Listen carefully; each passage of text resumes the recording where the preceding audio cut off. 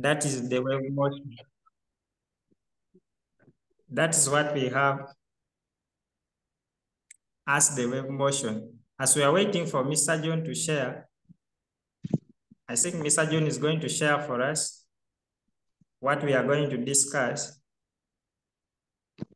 We may just continue. Mr. John, are you sharing?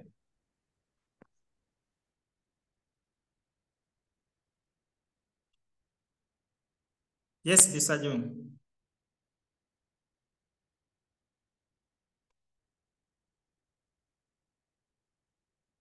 Mr. John.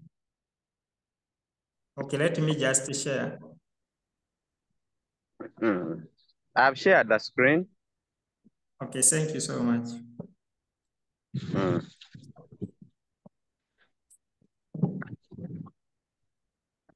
We have a wave motion as we are seeing it is definition in that form.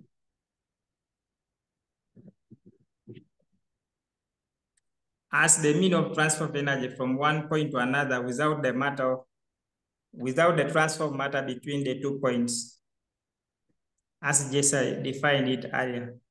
Now we want to look at the classifications of waves, how waves are classified. You know, waves are classified into two forms. We have electromagnetic waves and mechanical waves, and each of them is also categorized into different forms.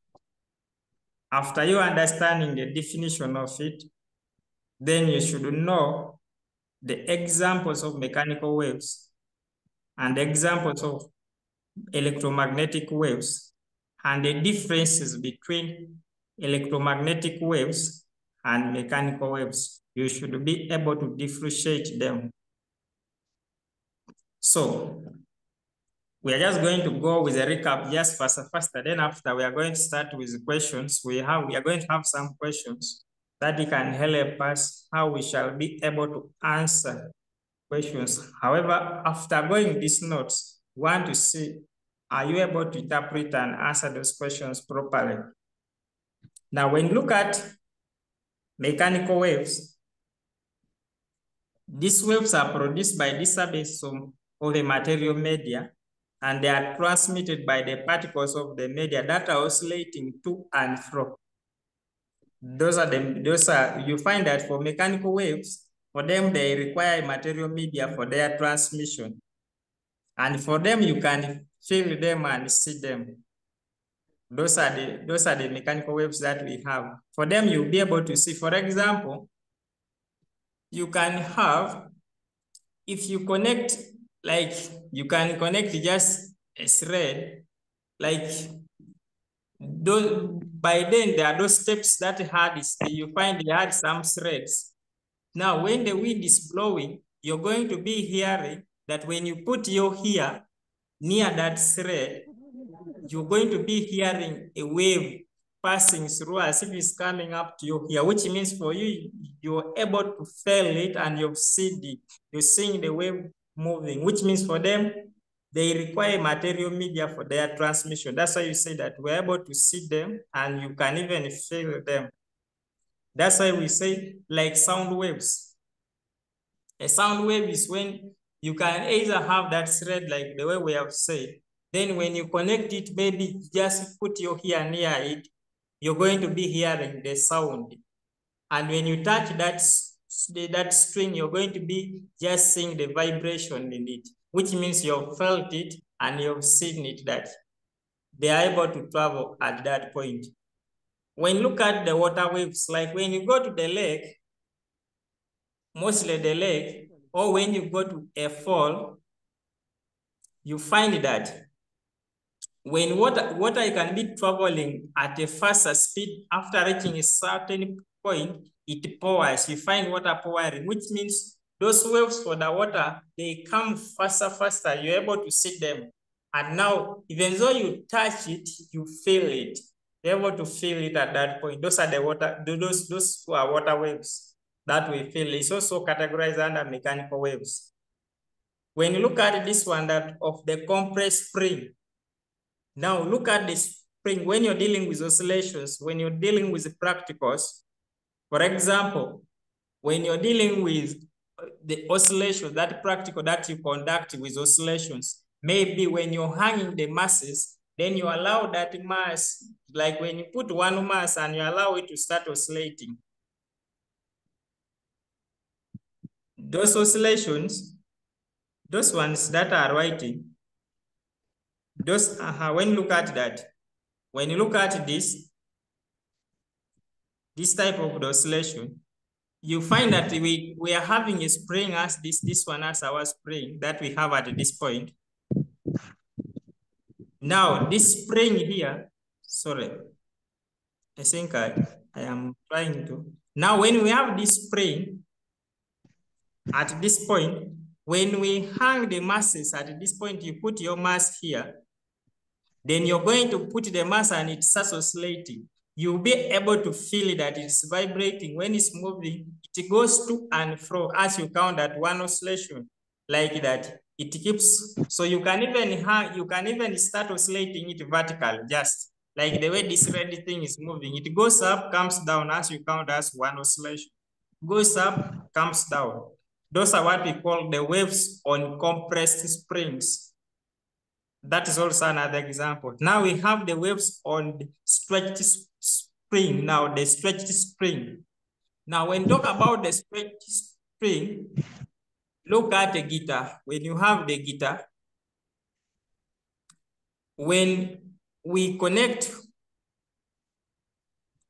like the way we have that diagram, we have it from here. Now this is our stretched spring. This string here that we have is connected on this and this. No, those are the waves. Now, when you tap on this, it's going to vibrate. When it vibrates, that's why it's able to produce the sound. That's why people are able to hear now at that point, which means when you touch that thing, you can find that it can be still vibrating at that point, which means that is the waves on the stretched spring.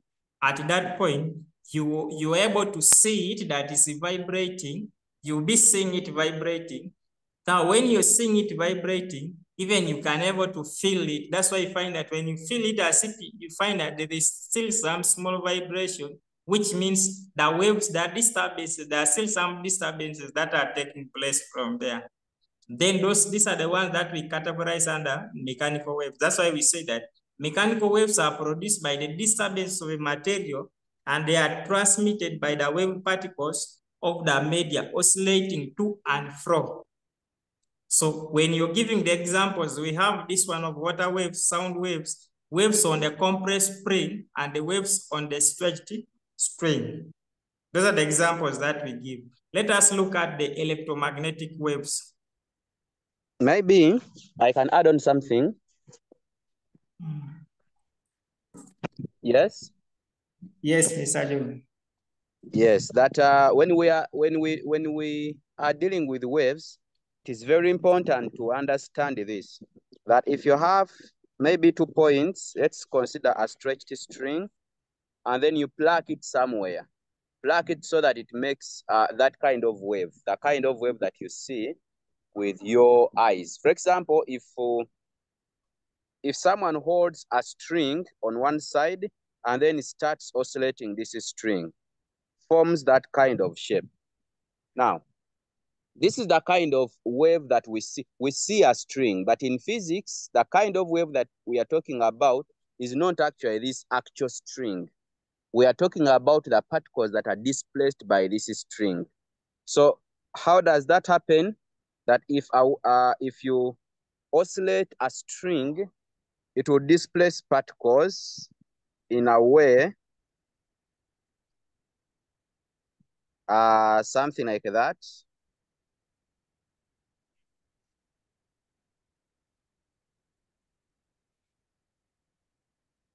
So particles are displaced perpendicular to the equilibrium line or the equilibrium position. So these are the displacement of the particles by that string. Now, if you try to connect the dots of this, you come up with something like that. Now, what you have come up with is is the true explanation of the wave in physics.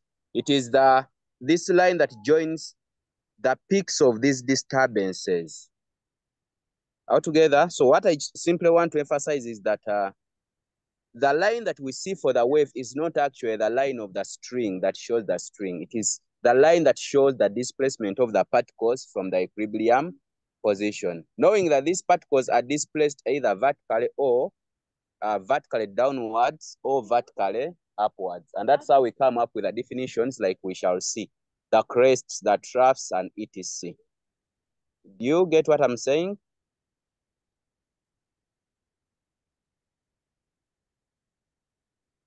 Yes. Yes, sir. Yes. Yes, Mr. Pio can now continue Yes, with sir. electromagnetic waves. Thank you so much, Mr. John. Now, we look at electromagnetic waves.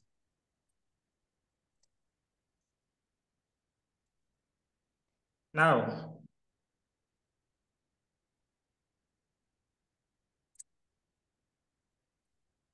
when you look at electromagnetic waves,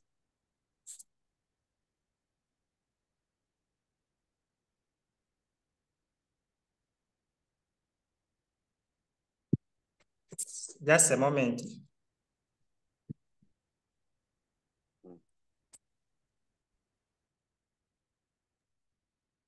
When you look at electromagnetic waves, now, the other ones, we looked at them, mechanical waves. As for them, they were requiring a material media for their transmission. Now, when you look at electromagnetic waves, for them, these are waves produced by disturbances of varying electric and magnetic fields. Now, when we say like that, which means here we are going to deal with the fields, the electric and magnetic fields, what we deal with in these.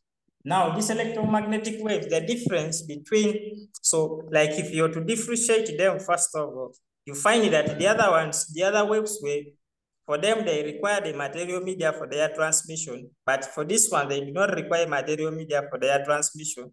And for them, they travel in the vacuum. This one, it means for them, it is the vacuum, which means when you have the vacuum, that's why they are able to travel in that vacuum. That's why you find that for them, this electromagnetic wave, they travel at a very faster speed. They find that they travel at a speed of 3 exponent 8 meters per second. That's the speed they normally travel with. So, for example, when you look at light waves, when we are dealing with light waves, like when you look at just examples of electromagnetic waves, because for this one, we are dealing with just fields and just electric fields and magnetic fields. So that's why we have the light waves. We have the gamma rays. We have the radio waves, and mostly some electromagnetic bands waves, all those ones that are categorized under electromagnetic waves. The other ones you're able to feel and touch, but now for these ones, you're not able to touch them. Like when you look at the light waves, you cannot be able to touch them. That's why for them, they travel in the vacuum. They travel in the vacuum. That's why you see that the electromagnetic waves travel at the speed of light of 3 exponent 80 meters per second. That is the speed of light they normally travel at that point. So you should just differentiate the difference between mechanical waves and electromagnetic waves, because they can tell you that distinguish between electromagnetic waves and mechanical waves. Or the question can come by saying differentiate between electromagnetic waves and mechanical waves. So normally we find people, when they are being told to differentiate between, and you find the question, where the question can have 2 marks. When the question is having 2 marks and it has told you to differentiate between electromagnetic waves and mechanical waves, you may give us their definitions enough. But now there are those questions that come that distinguish between electromagnetic waves and mechanical waves, and they give like 4 marks, and you find a person just ending up on defining them, and he or she expects to obtain all the 4 marks after just giving the definitions.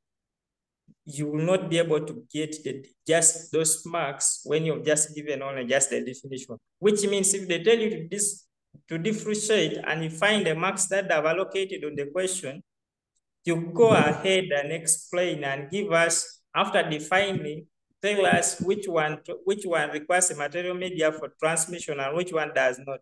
You explain that one also after defining. If possible, go ahead and put some examples also, such that you'll be able to get all those marks. Now, let us look at the properties of electromagnetic waves.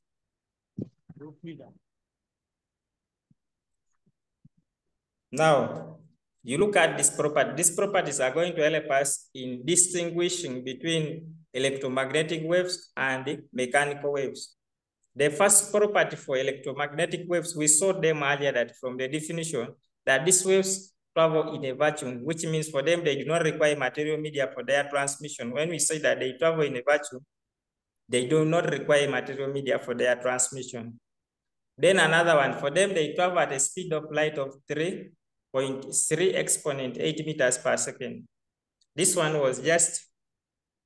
had just a mistake of 3 exponent 3, but this should be 8. We shall correct as we are going to send you the notes.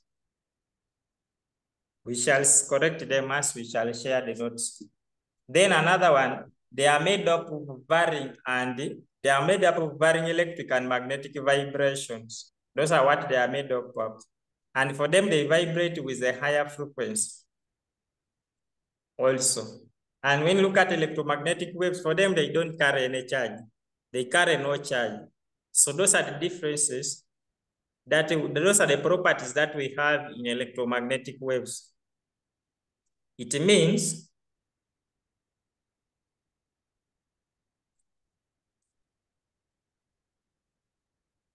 for example, when you look at this, we have our visible light with the colors that we have. We have the colors at this point. So, which means the thing does not allow me to write. Are you able to share? To share? Are you able to share this document? Do you have it? Are you able to access it on? Yes. From your WhatsApp, eh? Yes. Are you able to share? Eh? Yes. Okay, maybe I stop and you share. It is fine.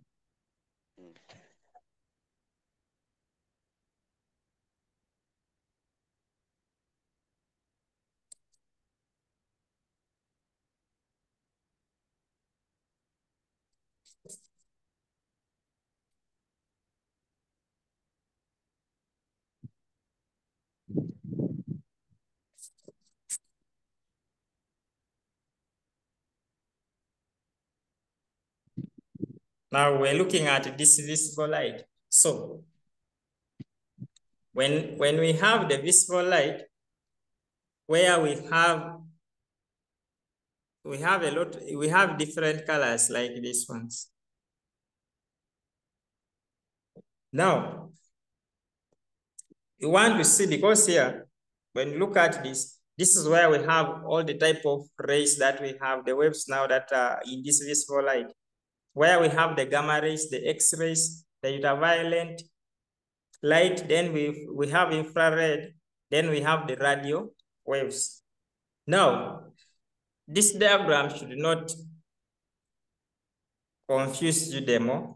When this diagram, we are just showing it how the color looks like. But now, in brief, if I have, it means if I'm drawing my gamma rays, for them, you find that for them, they are close to each other.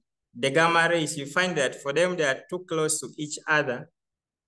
Their distance, when I look at the distance for it from this, you find that they will be just very close to each other. Even I've not drawn them, they are not too close at that point. You find that for them, they are covering that distance, but too close. That's why you find even in this, when you look at this color, which is starting, they are very close as if you're not able even to see. Then after the gamma rays, we are going to have now the X-rays. Now the X-rays, the distance at least increases a bit like that. As you go to the X-rays, then now you look at the ultraviolet, the distance still, you find that their distance keep on increasing. As you're going to infrared, it increases. Now, when you go to the radio waves, where now are radio waves, those radios you use at home. That's why you find that some radios, you find there is too much air. Whenever you tune on a station, as if when you look at the local radios that we have, when you tune on the station, you find that as if the station is not very clear, which means the waves are too much. You find that they are very spaced at that point. When you look at those antenna, the FM, you find that they are that's why we take it for just tuning them. You find that for them now they increase. That's why you see that when you're starting, your gamma rays have started. When you look at the gamma rays, the wave particles are too close to each other. As you're moving to the X-rays, at least the wave particles start at least having some smaller distance, not again compressed. They are now they are becoming uncompressed slowly a bit.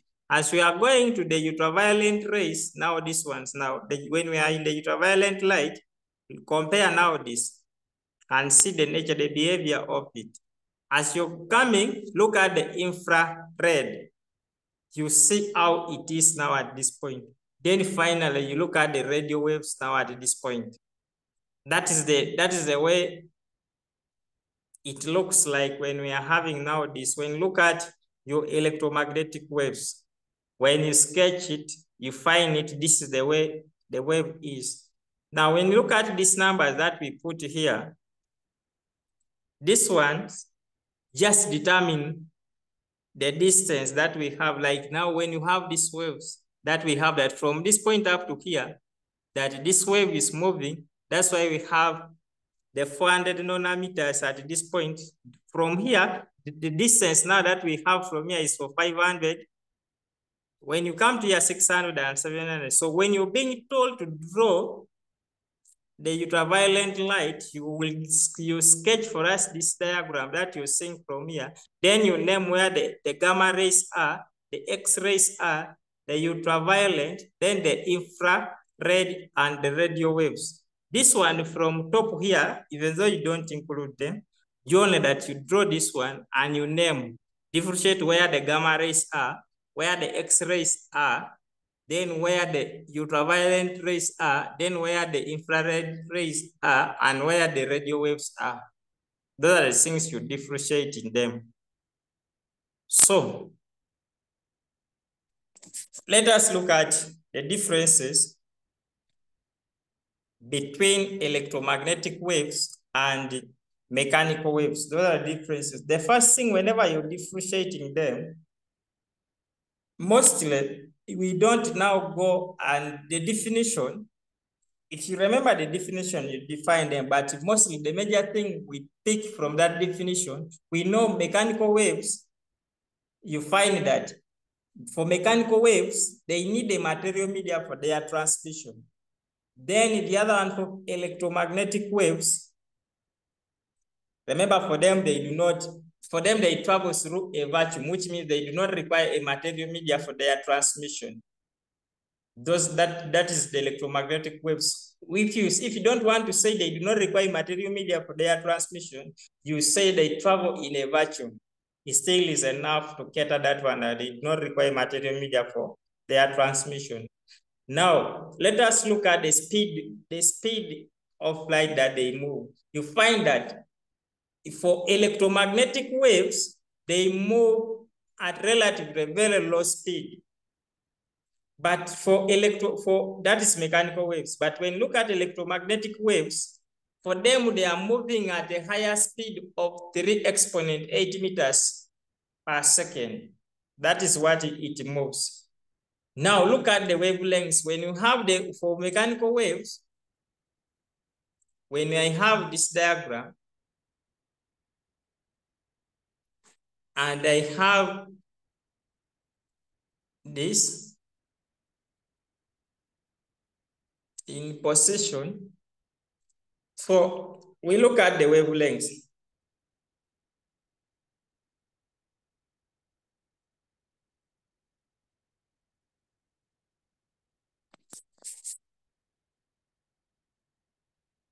Remember, when you are dealing with electromagnetic waves, their wavelengths is very small, as we were looking at when we were looking at the first diagram here.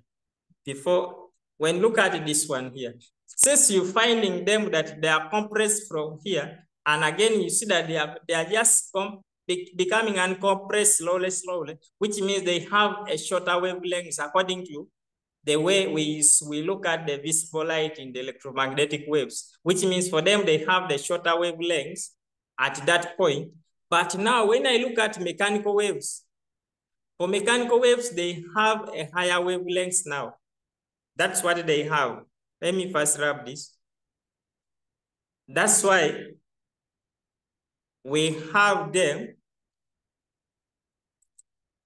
in this point as saying that for them, they have a longer wavelength, and this ones have the shorter wavelengths. Now, when you look at the vibration of the particle in the transmitting media. Now, when you look at them, like this one, they have said that due to vibration, that these mechanical waves are caused due to the vibration of particles in the transmitting media, because for them, they require material media for their transmission. Now, when you look at this one's electromagnetic waves, they wrote that they are due to the vibration of particles in the transmitting media. No, I think this one had just also an error from here. Since these ones do not require a material media for their transmission, but they are able to travel through the vacuum, so which means they can't be caused due to the vibration of the particles in the transmitting media. Like we have this one also, we are going to just correct it. I am saying just there is a mistake on this last statement when you are differentiating them. So now when you're being asked to distinguish between mechanical waves and electromagnetic waves, if the question is, they are placed there 2 marks, you can give just a definitions of them. When they put 4 marks, at least you draw a table like this, put mechanical waves, electromagnetic waves, give what we normally find students defining are when they give one answer from this side, for example, here that have a longer wavelength, this side, there are those ones that negate it by saying does not have a longer wavelength. You don't qualify for that marker because you're just getting the opposite of the other by putting that word does not. So we need, when you're giving it opposite, get the opposite. If it is longer, put the other side shorter than you say does not have a longer wavelength, which means what does it have if you don't put it like that? Like here, when we say need a material media for their transmission, that's why we're able to put this side that they travel in a vacuum. Like when we say does not require a material media for their transmission, what does it require? If it does not require that material media for their transmission, which means they require a vacuum for their transmission, for it they travel in the vacuum. That's why we are putting this. Never negate your answers by copying the opposite of this just by putting the word no. By changing this, saying this one now, if I say need a material media for their transmission, then you say does not need a material media. Now you're negating your answers at that point. When you're distinguishing, don't distinguish your answers in that way. Make sure they are all clear. By you avoiding that word do not. Mostly we normally tell candidates that you'll be able, when you keep on negating like that, you find that you lose some marks at that point. That one you place do not, you don't qualify a mark for it. Are we together? Now, we look at the types of waves and then we first look at some questions that can help us in these types of waves. Like we are just recapping in this, but our major aim is to look at the questions, how we can answer questions, and that is the only thing, that's our major target, but we are trying to recap them in this 1 hour as we are going to look at the questions. So in case we are faster, we shall be sharing more when we start now sharing the questions, because we shall all be writing these questions that we have and we share how we answer them. Now, when we look at the types of waves, we have 2 types of waves. We have the transverse waves and the longitudinal waves. Now, when we look at these transverse waves and the longitudinal waves, remember when we are dealing with the transverse waves, for them, they consist of the crest and the trough. For example, when I have now my wave,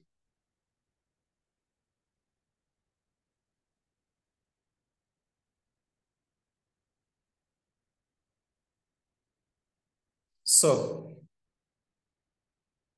we can have a wave like that, where we have the crest and the trough. Now, we have this downer one that we have, because we have this.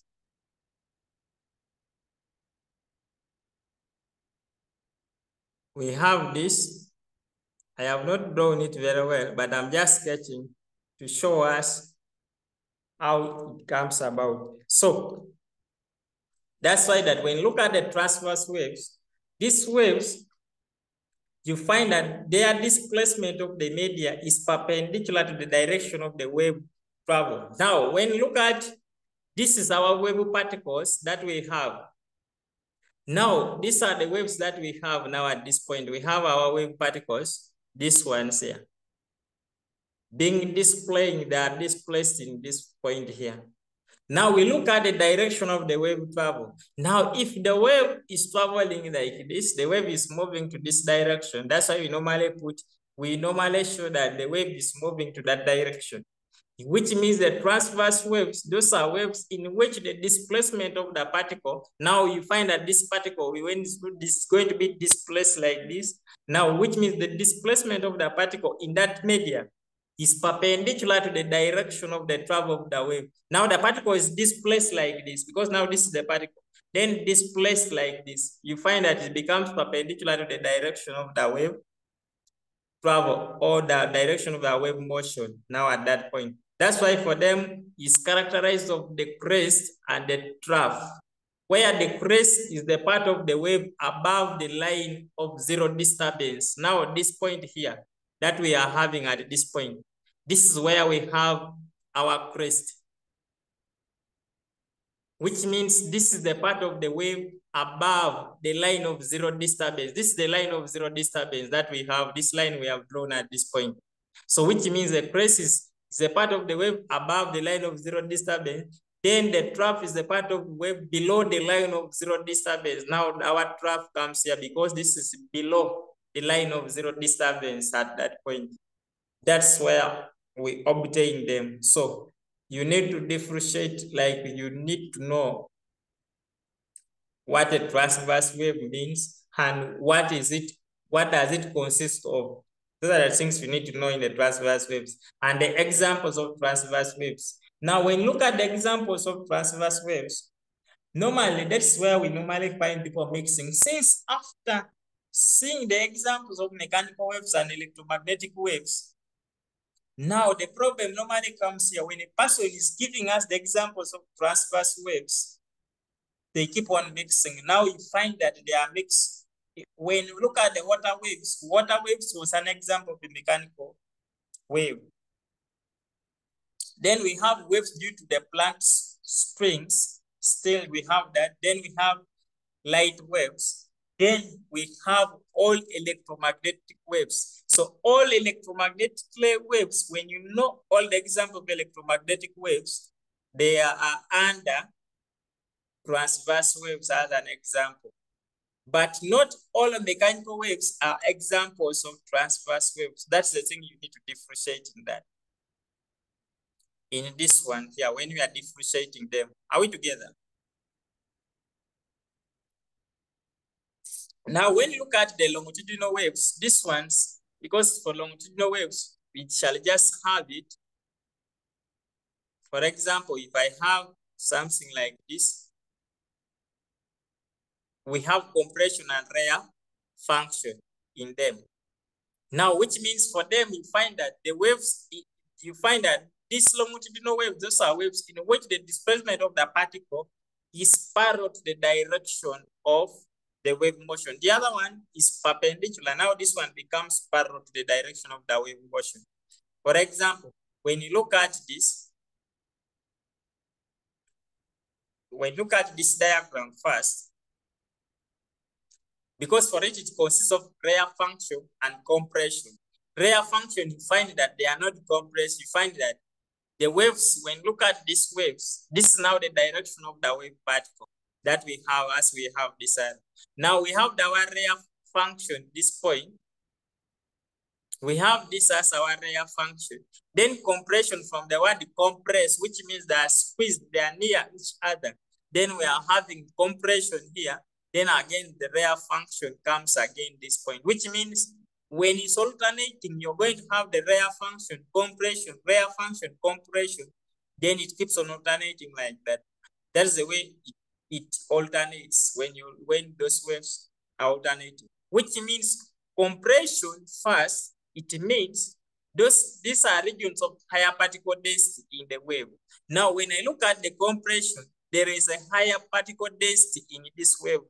But these ones that are spaced, we have the low particle density in this. That's why these are regions of a low particle density in the wave, but these ones have a higher particle density in the wave. So if they tell you to sketch,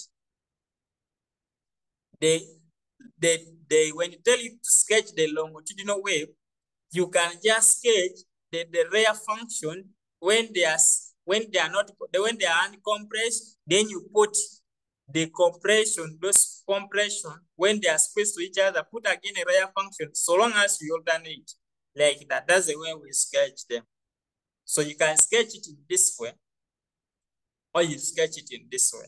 Then you show the direction, which means the displacement of these particles, they are parallel to the direction of the travel of the wave, or they are parallel to the direction of the wave motion. Where now the rare function, these are regions of low particle density in the wave, and the compression is the region of higher particle density in the wave, which means for longitudinal waves are categorized into compression and rare functions. So now, after you understanding that, you should be able to distinguish between a transverse wave and a longitudinal wave. But these ones also have examples. Like we have the sound waves, which is coming from the mechanical waves. Then we have waves on a compressed spring, which is also coming from the mechanical waves. These are the examples that we normally have for longitudinal waves. So normally when people are giving example, this is where they normally confuse these things. It's where we normally find them. So it is only transverse where it takes all electromagnetic waves. That all electromagnetic waves are part of transverse waves. But not all mechanical waves are part of transverse waves. Some are examples of longitudinal waves. That's why we have these two. Now, when we are giving the differences of transverse waves and longitudinal wave, the first I normally tell people is just remembering the definition. That these are waves in which the wave particles vibrate perpendicular to the direction of the wave motion. Then in the other one, for longitudinal, the wave particles vibrate parallel to the direction of the wave motion. Then you say that the transverse waves are characterized by crest and troughs.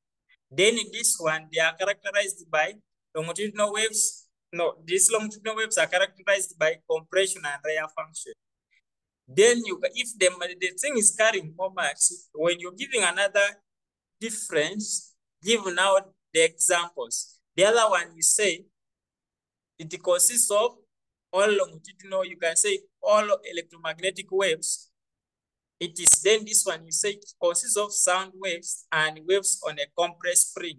You give like those examples also.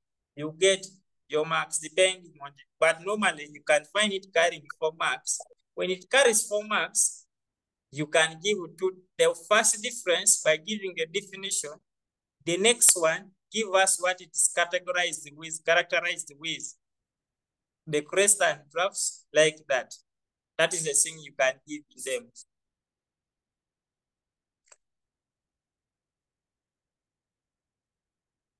Now this one, when you look at the representation of a wave, is taking us how we can define the terms applied on wave motion. But now outside, if you understand how it is represented from here, that when we are drawing the displacement against distance, that if I have displacement against distance, I may not repeat the draw, but I can show. When we have first of all, our displacement, this is our displacement here that we have here, then again is the distance at this point. So we have the wave particle vibrating like this and is ever displaced like that. So we have the wavelengths, where the wavelengths from between a crest and a crest, it forms a wavelength. The distance between one crest to another crest, we form a wavelength. Or a distance between one trough and another trough, we form a wavelength at that point. Then the amplitude, you find that from this zero line of disturbance up to where the trough is, that's where we have the amplitude. Or from zero disturbance up to where we have the crest, the maximum, it is also we have our amplitude at that point. Of course, up here is where we have the peaks. This is just a peak, those are peaks that we have at that point. Now, that is a graph of displacement against distance. Then we have the graph of displacement against time also.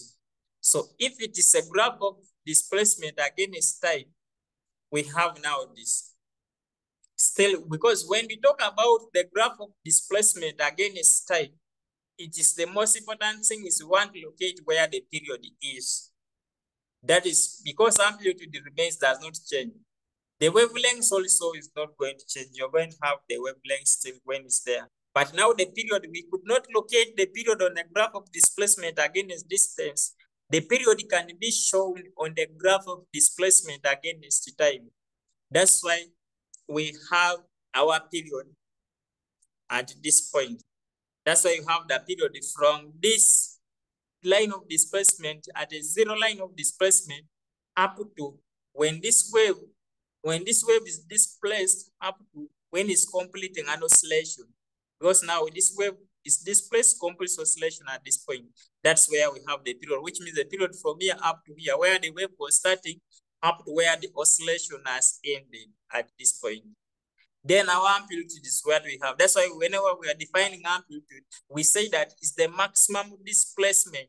Because when the wave is displaced up to this, it has reached to its maximum level now. This is where the wave is at its maximum level, which means this wave particle has reached to its maximum level, which means when we are defining what an amplitude is, if we want to define what the amplitude is, that's why we say that it's the maximum displacement of the wave particle from its equilibrium position.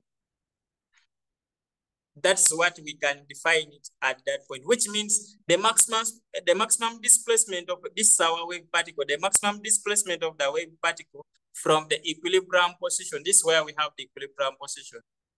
That's the way we can define an amplitude in this. Like when you look at the definition of these key terms, based on this diagram, because we have also our wavelengths. Now, based on this diagram, that's why you have amplitude as the maximum. The most important words what we talk about, if you don't mention the word maximum, we don't, there are 3 words we talk about.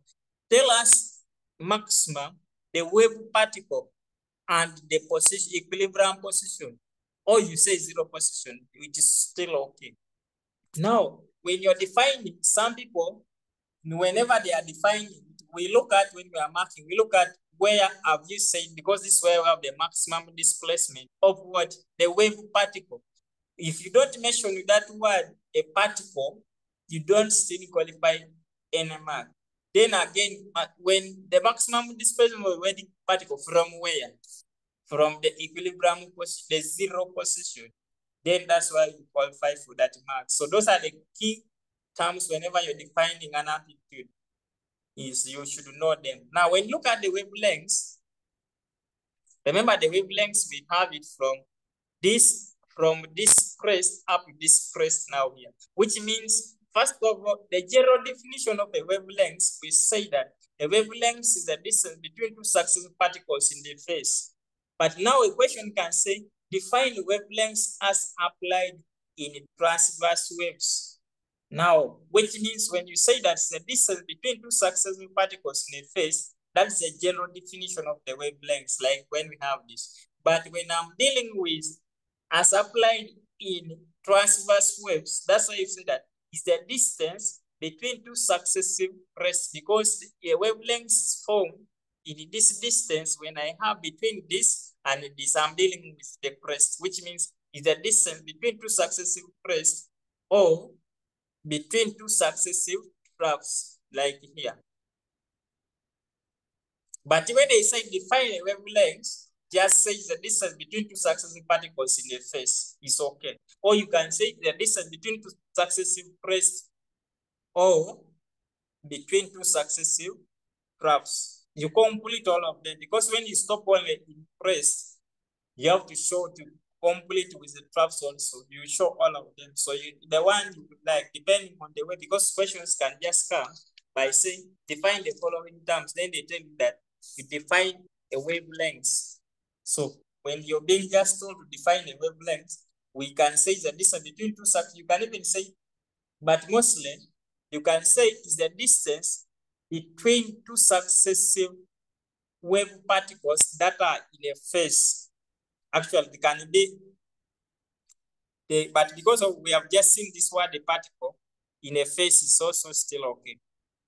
So you can define it at that point, or you define as we have already troughs of or troughs. Now, what when they say that we define a wavelength as applied in longitudinal waves now at that point, which means you can say is still a distance between two successive rare functions, or is the distance between two successive compressions, depending on which type of the wave they told you. If it's an open question, just define it direct, that is the distance between two successive particles that are in a phase. That one is okay. Now we look at oscillation. When oscillation is what we call just a circle. Oscillations, like we have said that when this wave moves from here, is going to be displaced up to here. It's complete oscillation at this point. The cycle, that's why I say that is the complete to and from movement of a wave particle is a medium. So when a wave moves like this, it is going to complete this particle like this, which means it is a to and fro movement. Is a complete to and from movement of a wave particle in a media. Then that one is your oscillation now at that point, when the particle oscillates. Let us look at another definition like period. We can look at period. Now for period, we saw when we are dealing with a graph,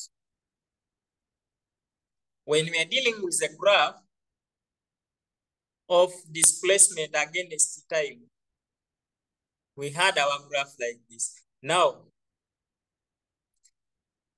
we have the wave particle starting at this point up to where the wave is stopping.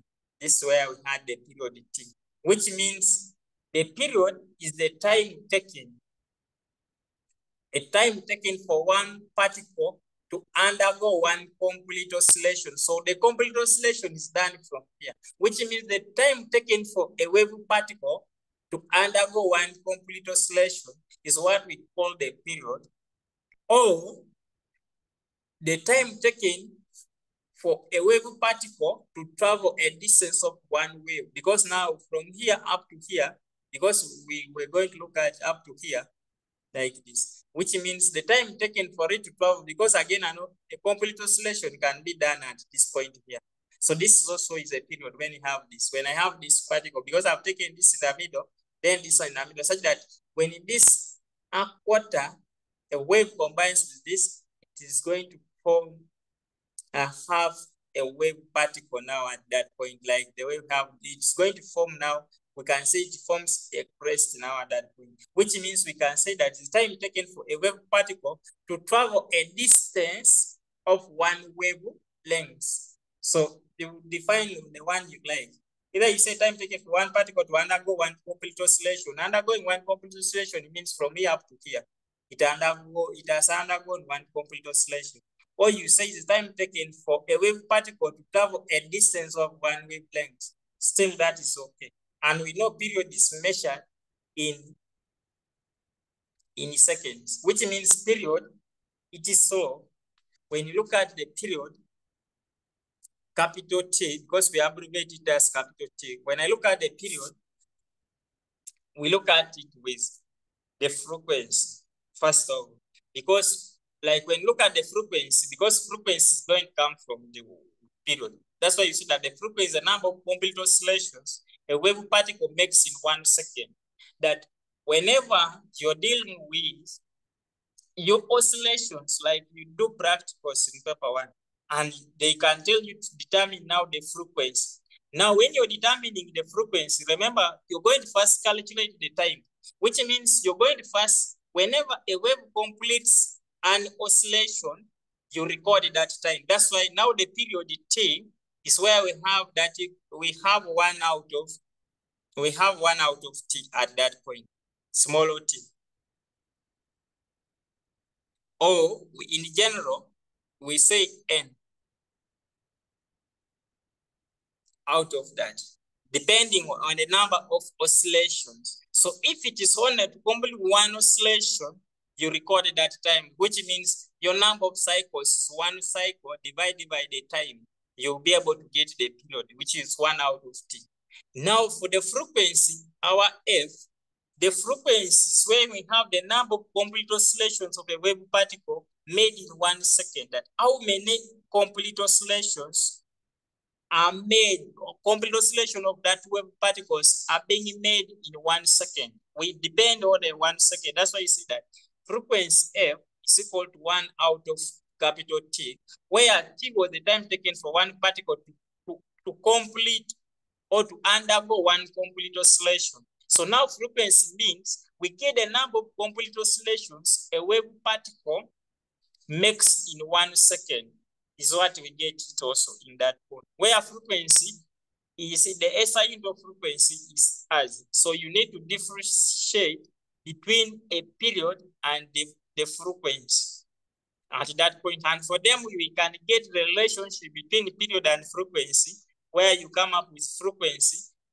is equal to 1 out of T or N out of T, depending if we are using N, where N is the number of cycles.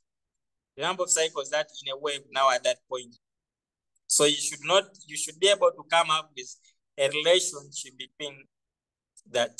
Now, when you look at a phase, if we want to talk about a phase, remember when in a phase we are talking about a wave. Now, it means when we are defining a phase, because remember when we are defining, first of all, when we are defining a wavelength, we said that this is between two successive wave particles that are in a phase.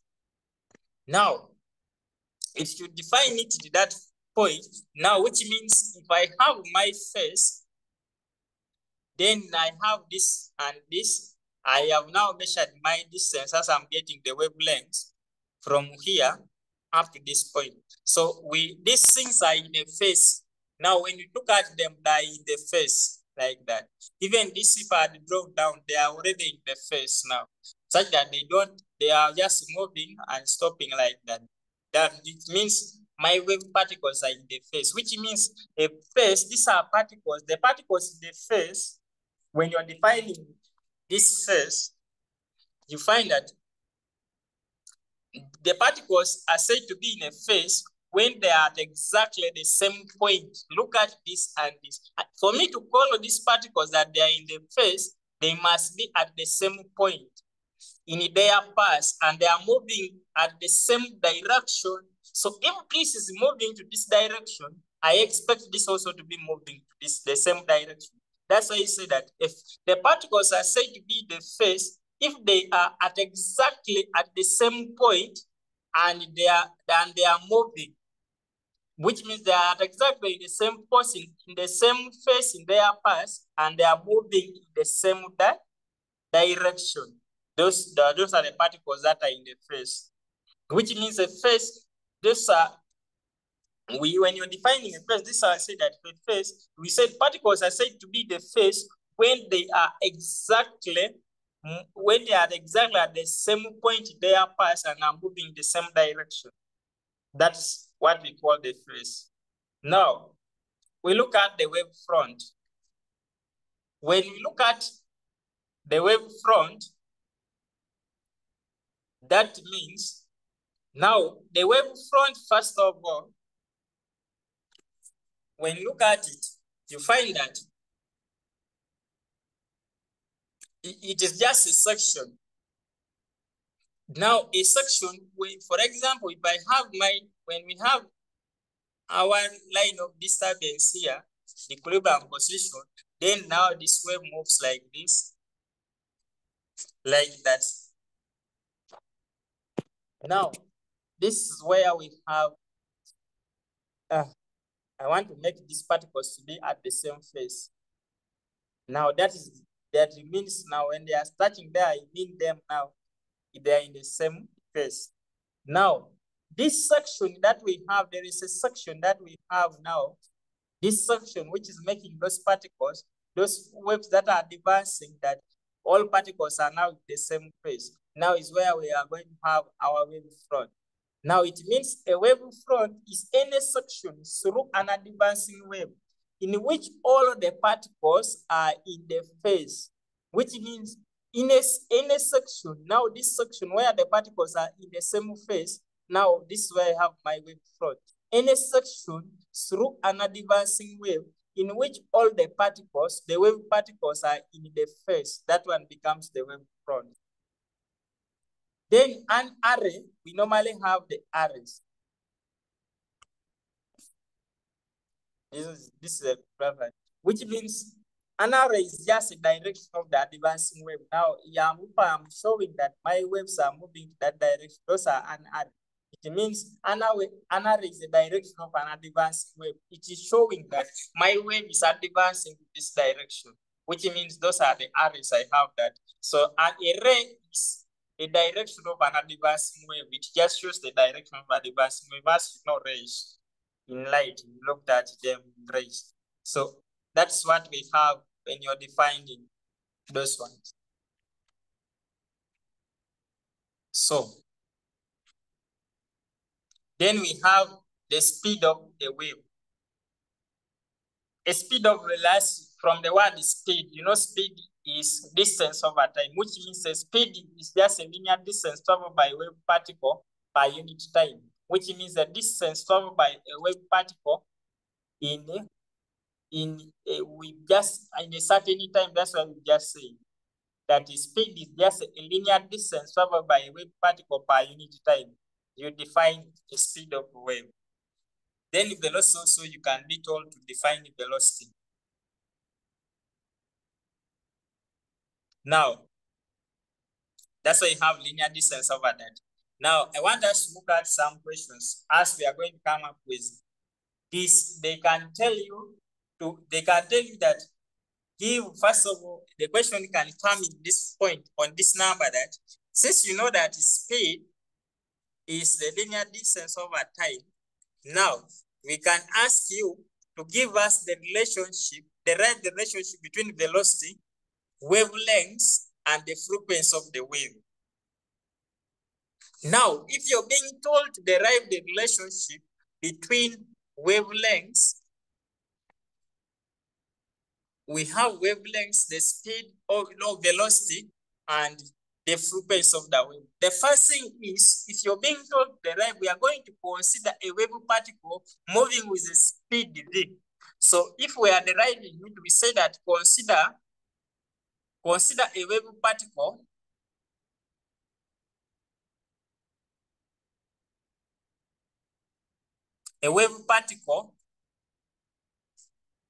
moving with what? You mentioned a speed v. Now, when you consider a wave particle moving with the speed v, then we say that if the time t covers a distance, which means now at that point, we are trying to mention now that wave particle is produced in a time t, and the length of one complete wave is now the wavelength lambda, which means if in a time t it covers a distance lambda, now that wavelength now. It means when I say it covers a distance lambda, I am saying if in a time t, it covers a distance of one wavelength. That's why I say it covers a distance lambda. So we say that if a time t, capital T, the period now, I'm talking about the period. We are not using this small t, we are talking about the period. If the time t, it covers a distance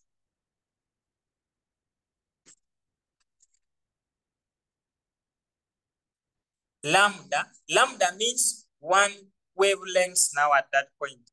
Then it means distance is going to be speed times time. Then it means distance is equal to speed times time, like that. You can write all of them, or we can just put it to that point. So which means the speed, we say the speed is v, the time was capital T, then this will be lambda in that form, which means the distance lambda, since we say that in a time t it covers a distance lambda, so lambda is equal to vt. So after that, but we know t, then you say that, but t, the period is equal to 1 over f, is the reciprocal of the frequency. So where there is t, put the reciprocal of the frequency, such that you're going to get your lambda is equal to v out of f.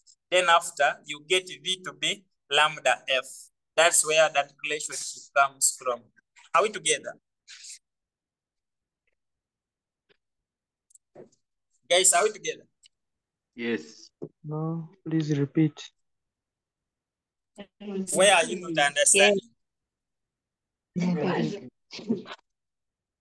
Because we are trying to get the relationship between wavelengths, frequency, and velocity of the wave particle.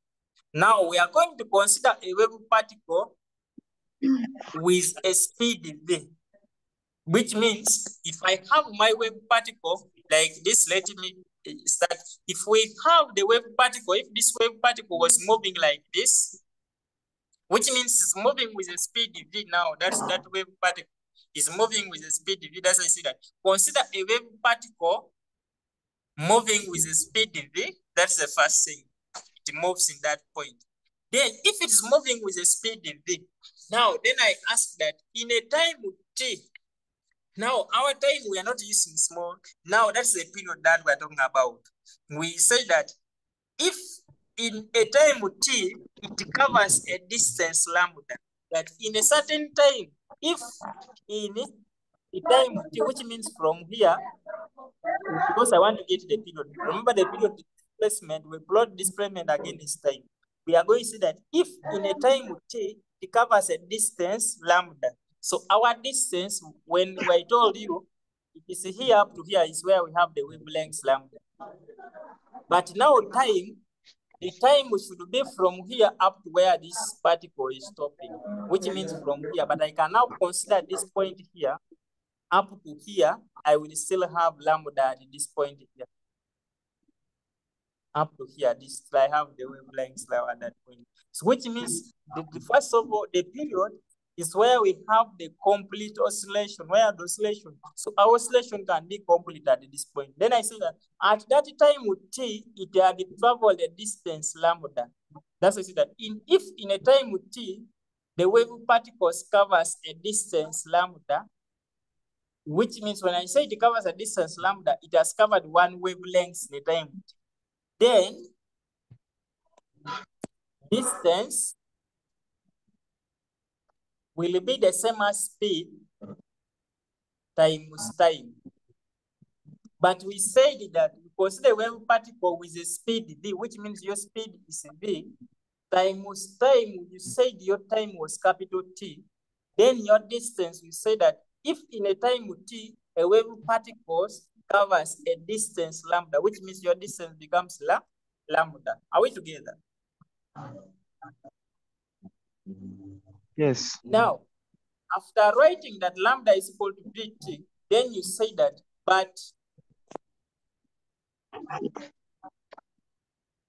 we know t is equal to 1 over f, the reciprocal of frequency, which means where there is t, replace it with 1 out of f. You're going to get your lambda is equal to v times 1 over f.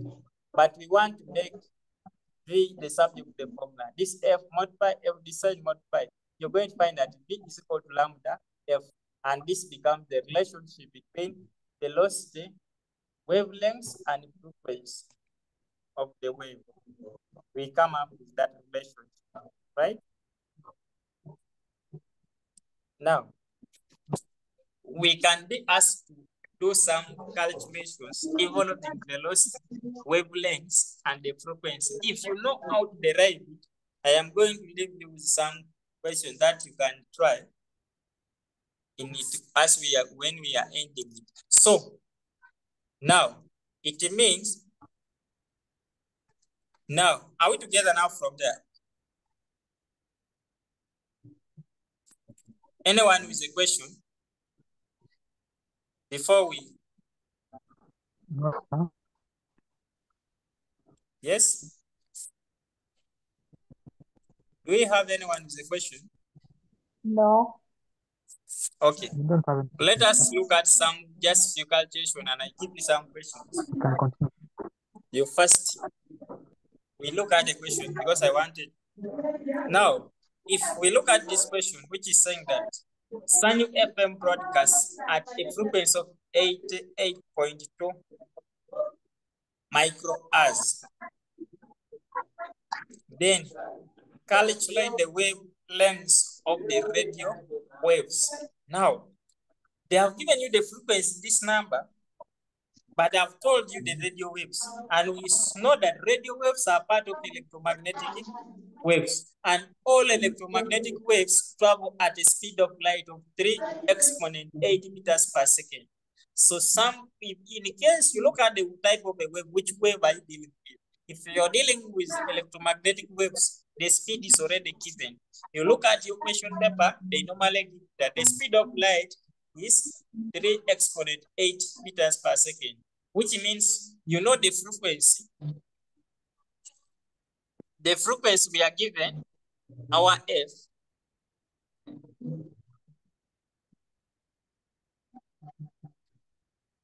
is 88.2 microhertz, which is the same as 88.2.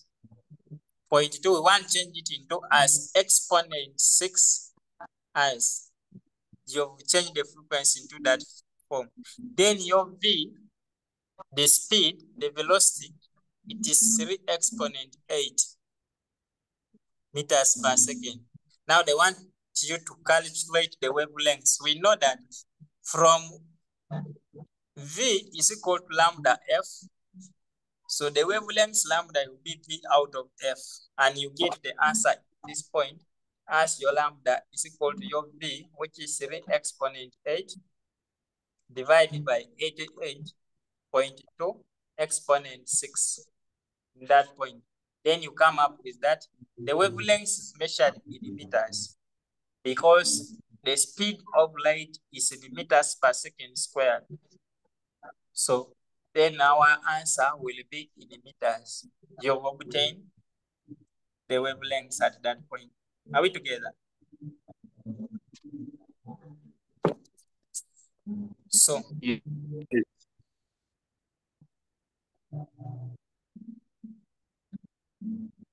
we look at example 2.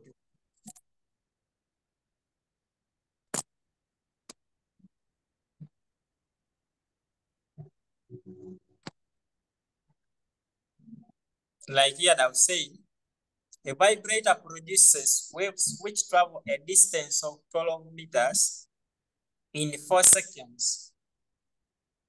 If the frequency of the vibrator is 2 Hz, what is the wavelength of the wave? Now, here we are given the frequency is given, but what we are not given is the speed, is the velocity or speed is what we are not given. But they told you that the vibrator moves. The vibrator produces waves which travel a distance of 12 meters in 4 seconds, which means 12 meters in 4 seconds, you can get the speed. When you're given time and the distance, you know that speed is linear distance over time, which means the linear distance 12 divided by 4, you get the speed first. After obtaining the speed, you will know the frequency. That's why in this one, it was requiring you to use this to get your speed V by getting 12 divided by 4, which is giving you 3 meters per second. Now your lambda that we are looking for from V is equal to lambda F. So your lambda will be V over F, where the V is 3 divided by the frequency, which is 2, and you get lambda to be 1.5 meters. That is your lambda that you're going to get at that point. So it was a matter of getting the speed only.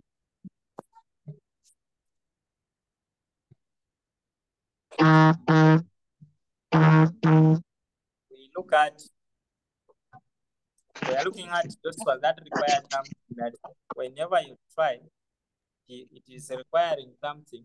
Then I give you, because they are stopping here, then I am going to give you, we look at some numbers, but you'll be doing them. Here they have told you that a vibrator has a period of 0.02 seconds and produces circular waves of water in a tank if the distance between any 2 consecutive crests is 3 centimeters. What is the speed of the wave? Now, when we have a vibrator, we are given the period.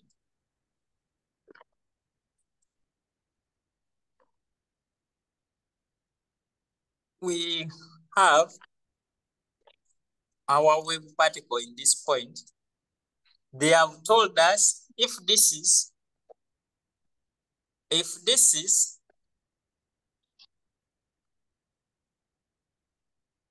a graph of displacement against time.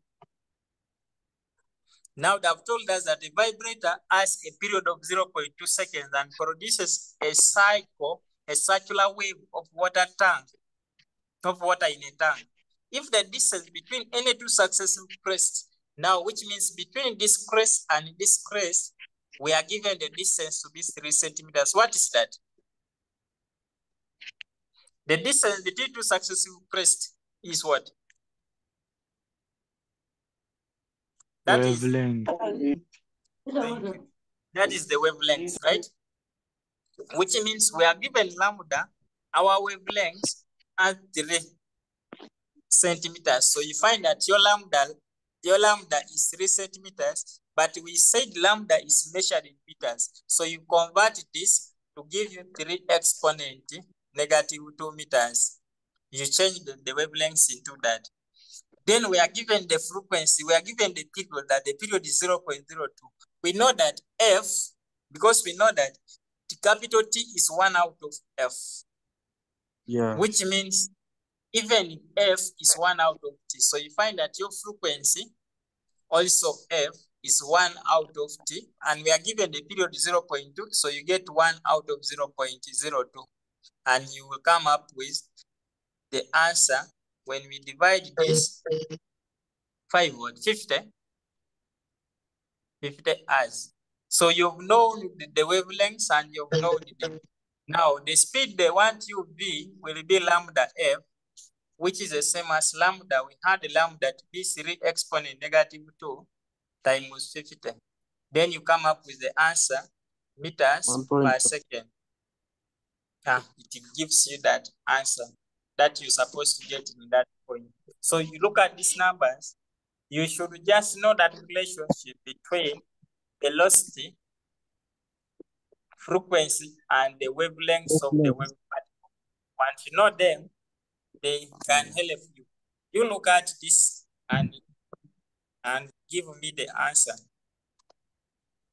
Which one? Let us first try this.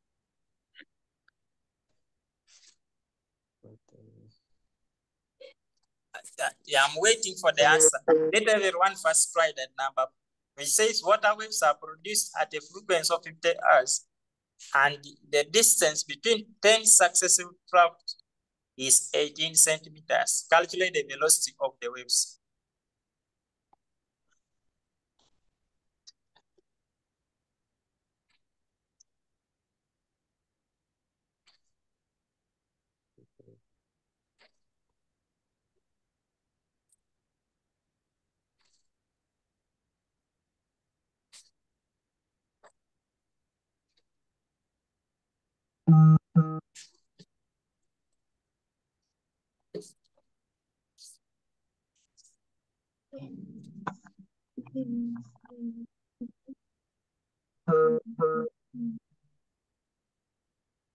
I'm waiting for.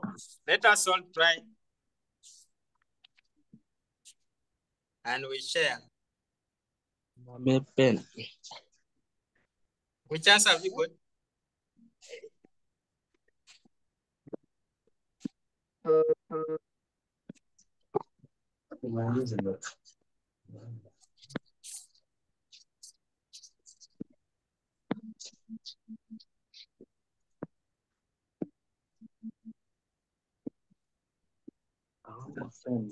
Rita's got 1.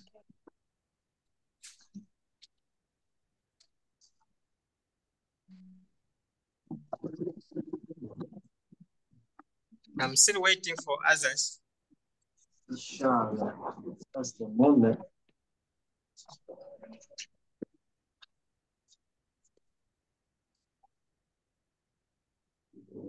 Tendo has got 9 meters per second.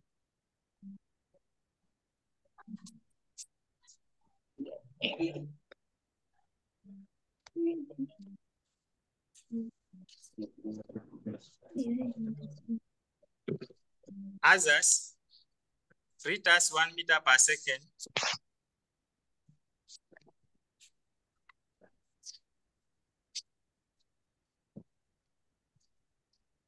I'm waiting for others. At least we get 5 answers.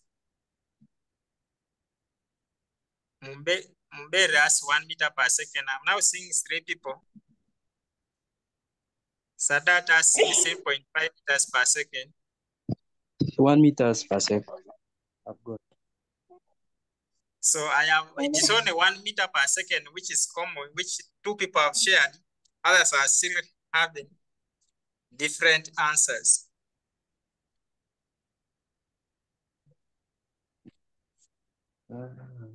I want to give one person among those ones who got 1 meter per second. At least let me give this chance. You explain to us how you got your answer. If you're willing, you may raise up your hand. We give you a chance to explain to us.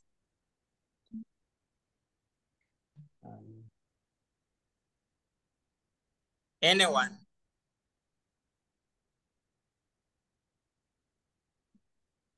Favor, you allow anyone?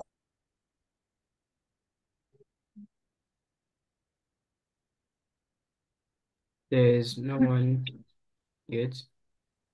Maybe you can hear from Ben.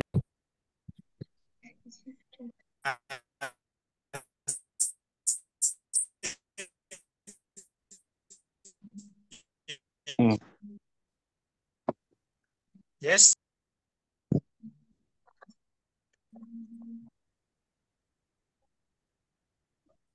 Yes, we are seeing one hand.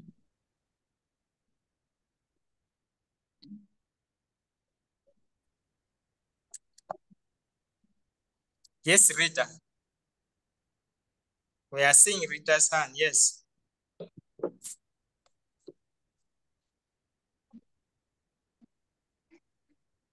I have used the method saying distance equals We are not. n You're not minus clear. 1 into lambda. Then using our distance as 0.18, Yes. I use the method saying distance equals Yes, Rita, we are not getting you. n minus 1 into lambda.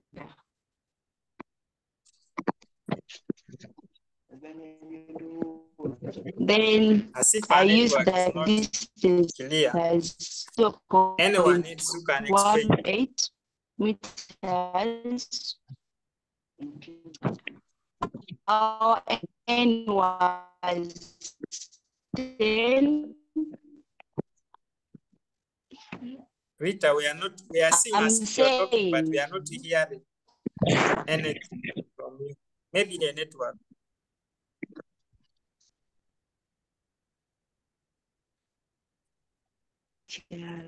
Any other person, we give a chance to explain to us.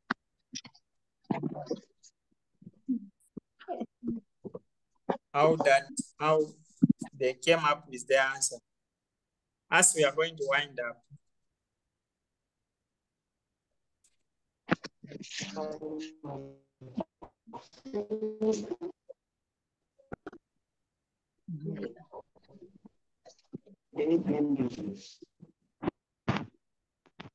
As if I saw one hand up.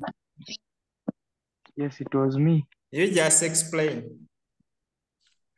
We want one person only to explain. The question is saying that water waves are produced at a frequency of 50 hertz. So that's our frequency. We have gotten our F. That one will be F is equal to 50 hertz. Yes. Then the distance between 10 successive crafts is 18 centimeters. This means that 10 successive.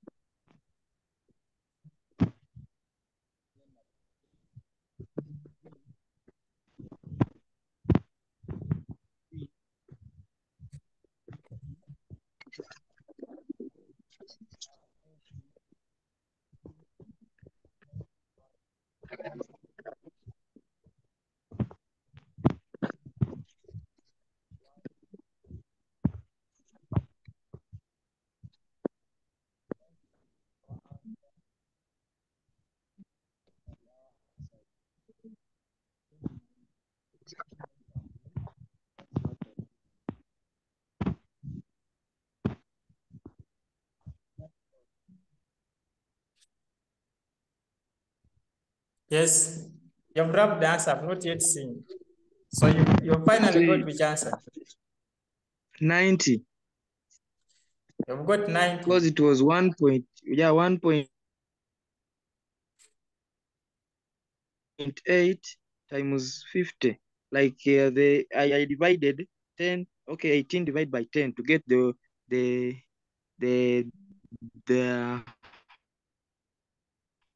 the value of one successive graph, which was the wavelength. Yes. So yeah, now I just want some clarification. I don't know I'm right or not. Now, the question, when we have our wave particle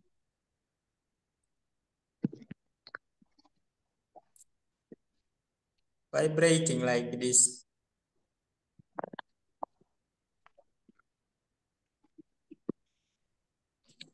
we have 1, 2, 3, 4, 5, 6, 7. Unless this one have not reached 10. Okay, let me just assume those are 10. Like that. Now they have told us that the distance between this graph up to this, I'm taking an assumption that they are 10. But 1, 2, 3, 4, 5, 6, 7, 8, 9. But they are 9 on. But they would be 10 at this point. Okay, let us include that 1 also is there to become 10, that we have the 10th one. Now, there is a distance between, we want only to look at the distance between our wavelengths, the distance between two successive troughs. So we had one trough there. The second would be this and this. The third will be here. The fourth will be here. The fifth will be here. The sixth will be here. The seventh will be here. The eighth will be here. Then the other one becomes the 9th one, right? You find that when they say that the distance between two successive troughs is 18 centimeters as our wavelengths. Now, if you have the 10 successive troughs, you draw 10 troughs and check, then you count all of them as 10. Then you start checking the wavelengths, because we have now this 1, 2, 3, 4, 5, 6, 7, 8, and the other one, which is the 10th one, that makes them to become 10. Now you find that how many troughs do we have? We are having now the number of complete cycles that we are going to take from there. They are going to be 9. But which means our wavelengths, lambda, will be the wavelengths between 10 successive troughs, because we want to get the wavelengths between two successive troughs on the now is what we want to obtain at that point, which means it could be 18 divided by 10 minus 1, whereby your wavelength is going to become 2 centimeters. Are we together? Are we together? Yes, sir. Yes, sir. Yes, because when you count those troughs, draw them practical and start counting them. Just two successive troughs, you're going to find that they are paired into 9, not 10, right? That's why we subtract a 1, such that you get 18 divided by 9, you get 2 centimeters. So which means your wavelength lambda will be 2 exponent negative 2 meters. That is your wavelength that we have at that point. Once that is your wavelength, you're given the frequency. The frequency is 50. So now, after obtaining the frequency that is 50, we know that our V is lambda F, whereby lambda is 2 exponent negative 2 times 50. Then you come up with the answer as 1 meter per second as your wavelengths. No, as your velocity of the waves. Are we together? So those ones that obtained 1, they're correct. I just wanted them to defend their answer, how they could defend their answer. Those ones that were asking for the notes, you tell me, those ones that are not in the group, you inbox Mr. Kasiwa, he can add you to the group. At that point, he will add you to the group because we shall share the notes to the group. His number. And also some questions, because now I'm seeing time is catching up. We might not have time to have the questions. Unless, as I'm going to give you some questions that you can try. In case there are those ones with any question, feel free to ask. As we share, as I'm going to get these questions, I first read it for you. You also try to do them.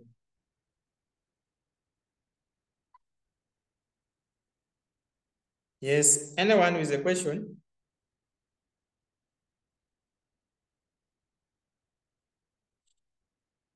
Feel free to ask if you have a question.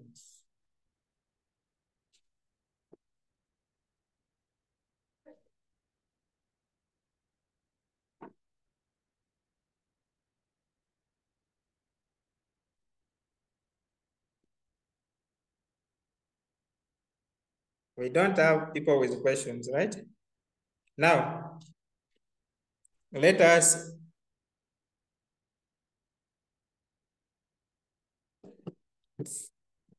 some of your Excuse friends me, are sir. already in the group, and Mr. Kasiva you can just inbox Mr. Kasiva. Check on the timetable. His numbers are there on the timetable. If you have the timetable, just check on his numbers on the timetable, then Excuse me, inbox sir. him. Yes. Yes. Sir, Yes.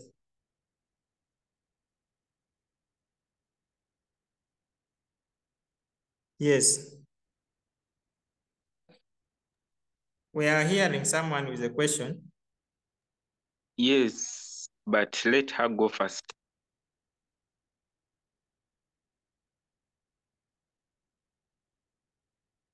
Okay. We have Peter is raising up his hand. Yes, I want to ask this question Yes. about the difference between transverse and longitudinal. How can I Yes. get more simplified? Because those two give me hard time. The two give you a hard time. Yes. Yes.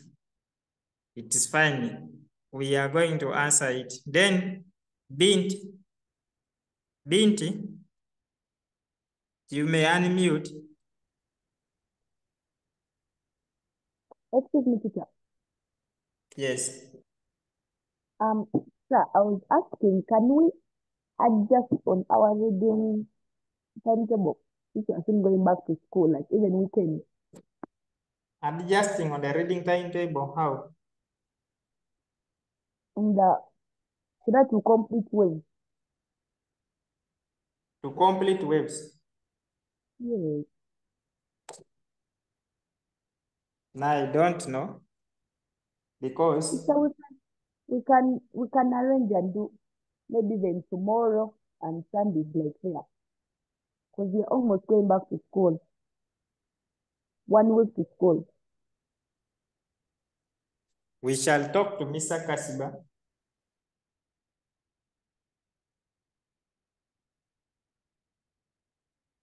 Okay, sure.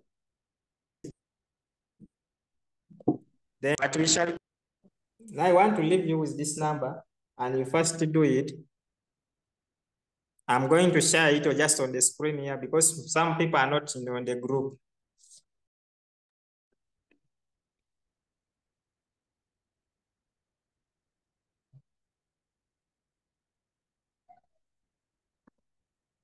Sir.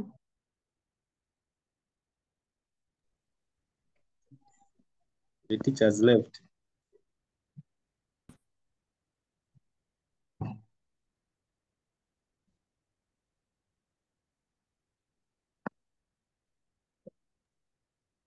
Guys, hi guys, I suggest that we do what?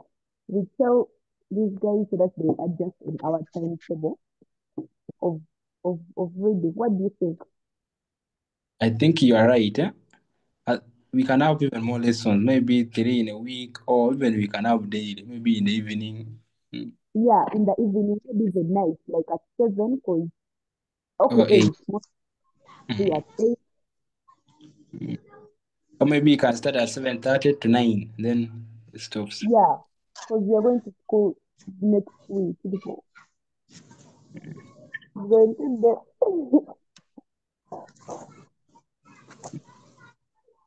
But if I suggest to him, if you know him well, No, Yeah, we it can would be all good. suggest the group. If we all suggest, then they will adjust. If one person suggests, they will be like, let's think about it. So guys say something. Okay, like it's a Yes. good suggestion, so at least So that we finish wave at least by today is Friday. On Monday, we're able to focus Moment, on it. please. Rita, first make me to be a co-host and I share some question here.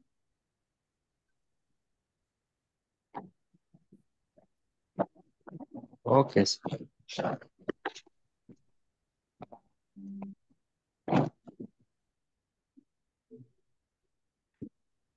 Rita, you just tap on my name. You tap on my name, it's going to show you that co-host, then you tap on it.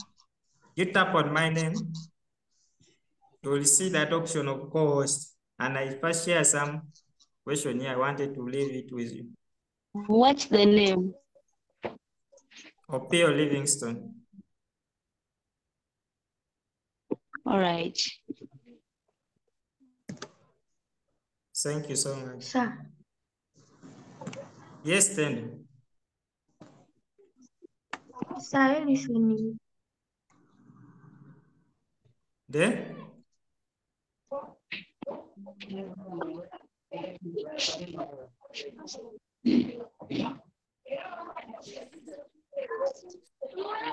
I don't know whether the question is clear.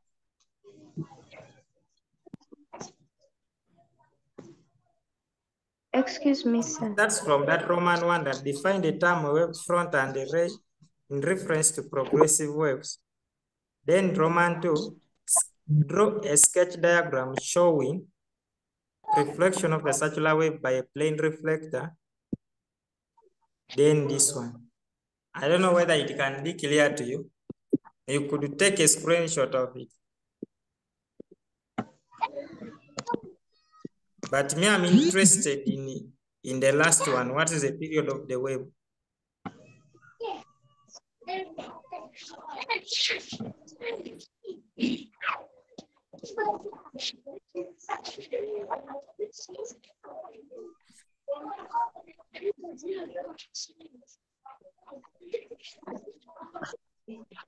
Sir.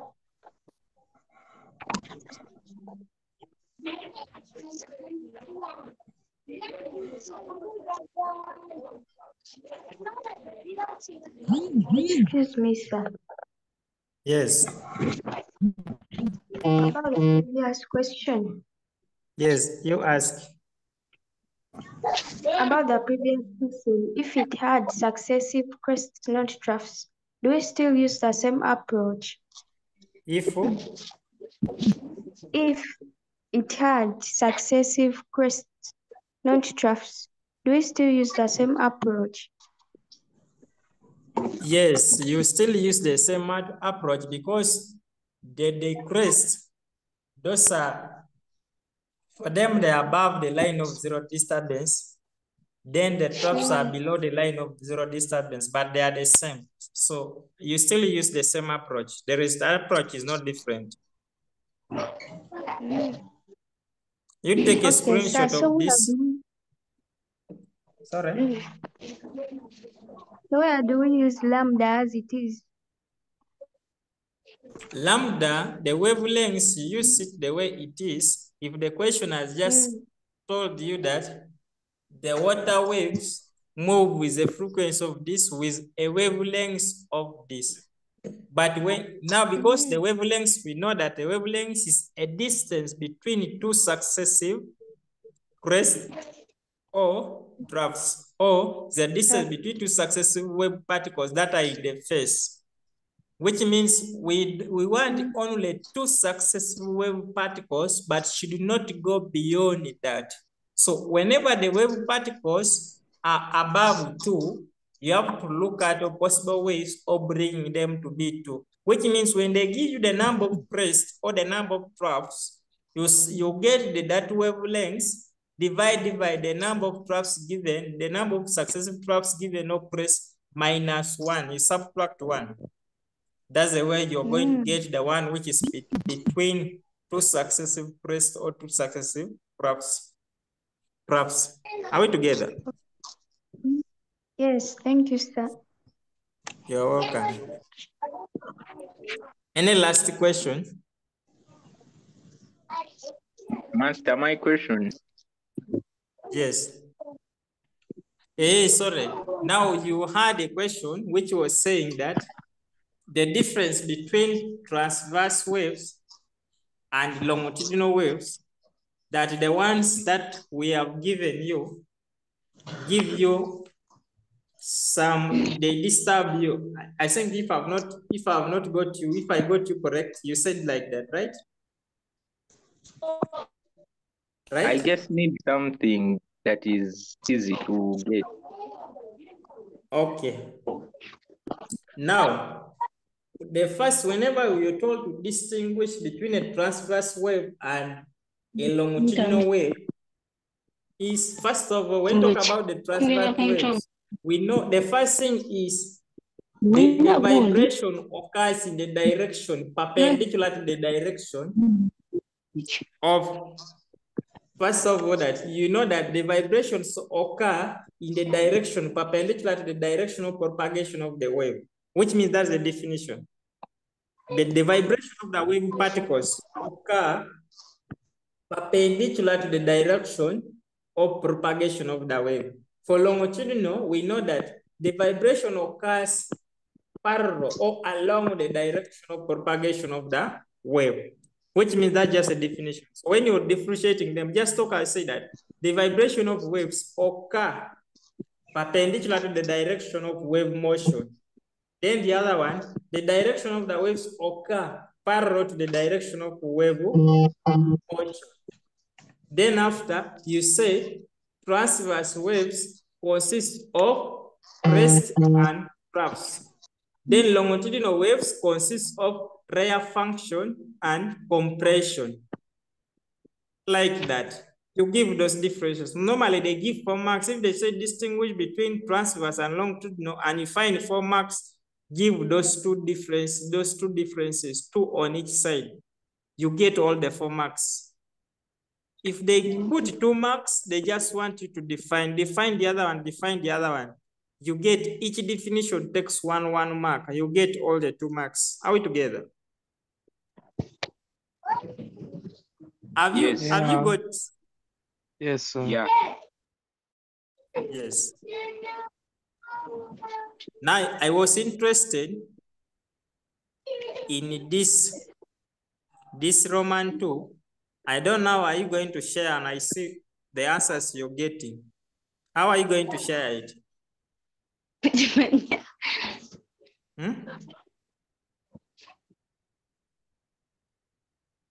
You share it on this number. Let me give it to you.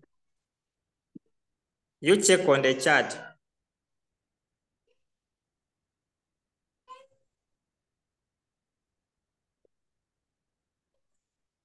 When you calculate, me, I'm interested in the period, and that Roman top drawing is what I'm interested in so much. Check on the chat.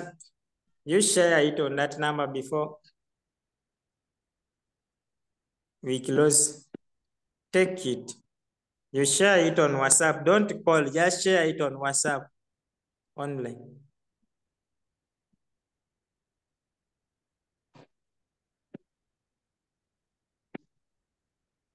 Okay, let me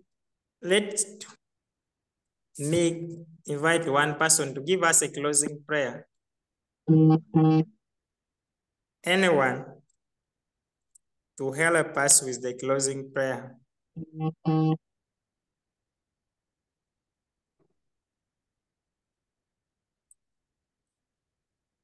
Yes, who can give us a closing prayer?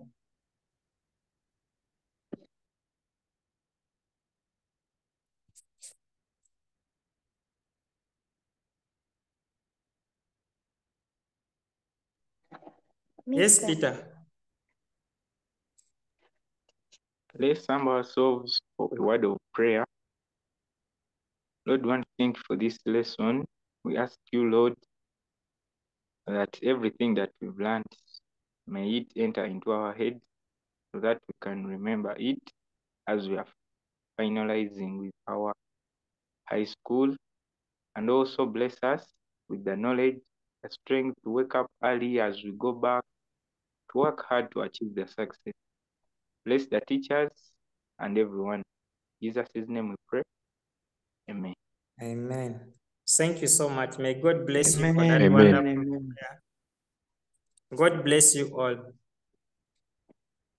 I wish you the Amen. best. You will share it. You try to calculate and you share it with me on that WhatsApp number. Then we see. Kalanzi.